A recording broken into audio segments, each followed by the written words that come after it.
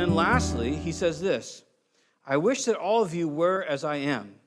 Each of you has your own gift from God. One has this gift and another has that.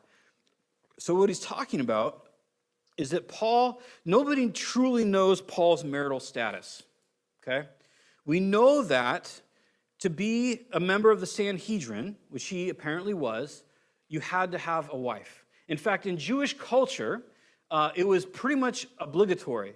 Unless you were, and it's kind of sad actually, unless you were impotent as a male, you were expected to get married. It was very odd if you did not. And so one of the things that Paul is pointing out here, he's saying that it's countercultural in the Greek culture, or in the Hebrew culture, is he's saying it's okay to be single. If you're a dude specifically, but even societally, even as a female, he says it's okay to be single. And what he expresses here, because he's going to go on to talk about a present distress and the possibility of impending persecution and all these kind of things, he's kind of transitioning his idea here at this point. But what he's saying is that he has this gift where he doesn't feel the need for relationship, for marriage, or for sex. That's what he's saying. And he's saying, I wish that you were like me in that. But he says, if you're not like me in that, and this isn't, when he says here, we'll reread it. When he says here, I wish you were all as I am, but each of you has your own gift. One has this gift and one has another. Or I'm sorry, in verse 5, will not tempt you because of your lack of self-control. This isn't an accusation. He's not saying, he's not making an accusation against them or some sort of condemnation. He's just saying because this exists in your life, you want to continue in your sexual relationship, in your marriage. So when he gets back down here to verse 7, I wish you were like as I am, he's just saying, I wish that you guys didn't have that desire. Now, because some people think that Paul had an annulled marriage or something to that effect, because he was evidently a member of the Sanhedrin, and he would have had to be married for that to happen. But now throughout the entire New Testament, he never references a wife, and when he does represent wives, he represents it in the theoretical, where he says, don't I have a right to have a wife too, just like Peter or the Lord's brother James? So he acknowledges that Peter and James were married, but he doesn't attribute himself to be married. So whether his marriage was annulled or somehow, seems unlikely, he was on the Sanhedrin not being married, whatever it was, he's just saying God has given him this gift to be celibate and to be unmarried. And he says, I wish that you guys had this gift. Now, he's going to go on to talk about that, to say because there's persecution coming down the line and these type of things. But I think it's a good point. He just says, it's a gift. And so if you don't have that gift, it's not a shame to you. It's not like, oh, I'm subpar and so I have to get married, or oh, I want to have children, or oh, that's not his point at all. That would actually be completely different than God's commandments and his whole thought process way back in Genesis, right? Because he says in Genesis, it's not good for man to be alone, and he creates Eve, and they have this relationship, and it's supposed to be great, and they have the children and these type of things. And we have the Proverbs, he who finds a wife finds a good thing and obtains favor from the Lord. You have all sorts of New Testament and Old Testament evidence that marriage is a good thing. So it's not, you're not subpar. It's not like, well, the real hardcore, those people just bachelor to the rapture, or something like that. He's just saying either you have this gift or you don't. And I think it's pretty self-evident, to be honest. I think you know in yourself what kind of desires you have, what you're looking for, or not. And so, having said that, I'm not making any commentary to people's marital status, or if they want to be or don't want to be. I'm just saying you know if you have the gift or if you don't have the gift. So what is the point of all this? The point is this. For married couple, and really every single context for relationship, we're to be preferring the other person. That's what it is. Which is really yucky sometimes, right? It's really hard sometimes because it feels really good to prefer ourselves. If we didn't like it, we wouldn't do it, right? I mean, if it felt good to always prefer others, it would just come naturally. And so what it comes down to for us so often is taking steps as David put it in the Psalms, to taste and see that the Lord is good. To begin to walk in these new ways. As Paul puts it, walking in the light, as we read in Ephesians 5. To begin to walk circumspectly. Again, since we're just kind of on the marriage train, the best thing you can do in your marriage, when my wife and I got married, 20 years Wednesday, what? When we got married, and we went through some premarital stuff, one of the coolest things in the world was this guy's name was Dan Naughty, which is obviously the best last name ever. But he told us, he goes, you know what? Marriage should be a race to humble yourself. That's what it should be. Every discussion in your marriage, it should be a race to see who humbles themselves first. And it doesn't mean like if you're getting beat, that you just humble yourself and just continue. That's not what we're saying. We're not talking about extreme outliers. We're talking about everyday conversation. Obviously, if you're being abused, if you're being sexually abused, or you're being physically abused or emotionally abused, you need to get help. You do. If you're being physically abused, you need to find help, and you need to get out of the situation. All right? Because your kids are not going to benefit from you just getting the poo beat out of you all the time by someone who's not walking like a Christian. That your kids aren't going to get any value out of you being berated all the time, if that's what's happening. So we're not advocating to stay in abuse here. I want to make that very clear.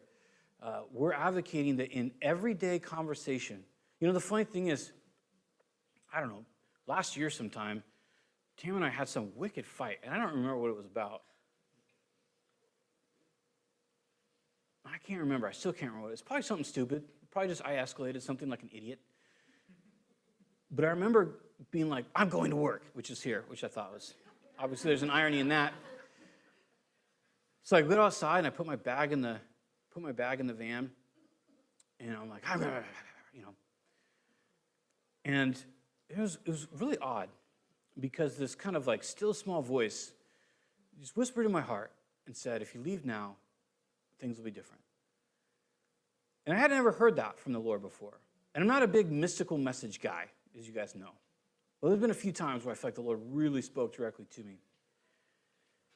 And I was just like, I just got in the car and went to leave. And I just feel like if you leave now, things are going to be different. So I got out of the car and went back in the house, and I said, I don't want to leave things undone because I'm concerned that it'll damage our marriage permanently. And Tam was so glad that I came back. And this isn't I'm a hero, because I've been a jerk a giant times, and this isn't a James is a hero of marriage, because I'm not. But it was one of the few times where I listened to the Lord, and it really mended our relationship. Not that we had some big rift, but it made it stronger than it was before. It's kind of like a weld. When you weld two pieces of metal, they're actually stronger after the weld than they were if they were one piece the whole time. And so all I'm saying is this, that if you should decide to humble yourself and obey the Lord, good fruit will come from it. And so we will never win. The relationship will never prosper if we try to dominate each other into subjection to our wills. It will never prosper. You may get your will, and you may get your way doing that, or manipulating, or guilt and shame, or whatever ways we can try to get what we want in a relationship. So you may get what you want, but you'll lose not salvation, but real life. You'll lose the vitality. You'll lose the joy. You'll lose the camaraderie. You'll lose the thing that marriage is supposed to be. Isn't that what it's supposed to be? Marriage is supposed to be where you just sit on the couch in your skivvies if you want to, and you don't even care. Because it's your husband, it's your wife, and you're just hanging out there, right? It's the time that you wear the shorts you'd never wear somewhere else. You wear the PJs. Let's be honest, the bra comes off. You watch TV. It's how it works, right? That's what marriage is supposed to be. And so by just generally insisting on our will, it never will be. But upon humbling ourselves, cherishing, respecting, it'll be something amazing.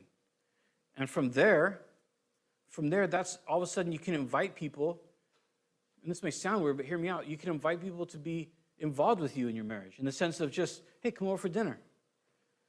Hey, why don't you hang out with us? Hey, yeah, you can just come and sit on the couch with us. We can watch some, of course I won't wear those shorts, but we can just watch some, whatever. You know what I mean? All of a sudden your relationship becomes a testimony, not because you're making it a testimony, not because you're like, come over and see how much my wife and I are like Christ in the church, right? But because people just see you and go, that's crazy. You guys are like nice to each other. You don't have underhanded insults, sarcasm. I tell you, it's a sad thing. To me, it's one of the most sad things in the world when you see a couple and they belittle each other. Such a bummer. Again, if one last application, and you don't have to take this. You can take it or leave it. Something that we were told when we got married, and it just lasted in my head.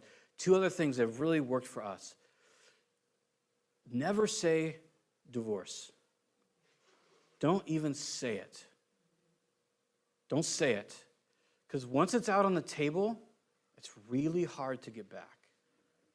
So that was something that really helped us. Even if you have to go take a timeout. And if you've said the word divorce already, there's still hope. Because now you can move forward in a way, you can walk in a way where you can show, I don't mean that. And I'm sorry I said that. And the second kind of dovetails off that. And again, different people are different, okay? So there's no condemnation. This isn't a rule. But something that's really helped Tam and I, we never once have ever joked about our relationship. In the sense of like, if you did that, I'd leave you.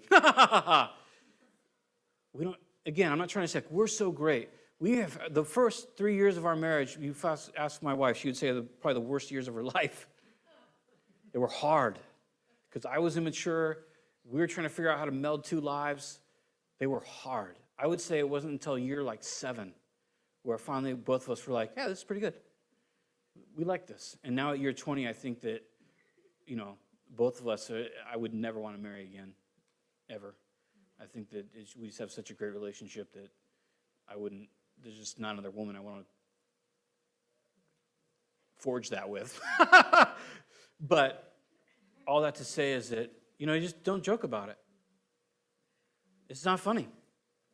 It's not funny because you want your spouse to know that hell or high water, thick or thin, rich or poor, sickness, health, you want that commitment to be 100%. That they always know, you know what? My wife could walk through, Fabio's mansion and everything would be fine. My husband could, what? You want that. You want that trust. And so you can't have that unless you cherish and respect, unless you humble. It's just unachievable without those things. So I just encourage you. I don't know what your marriage is like. It's up to you. No marriage is without hope. No marriage is undone, right? There can be fixing, but each person has to want to fix it.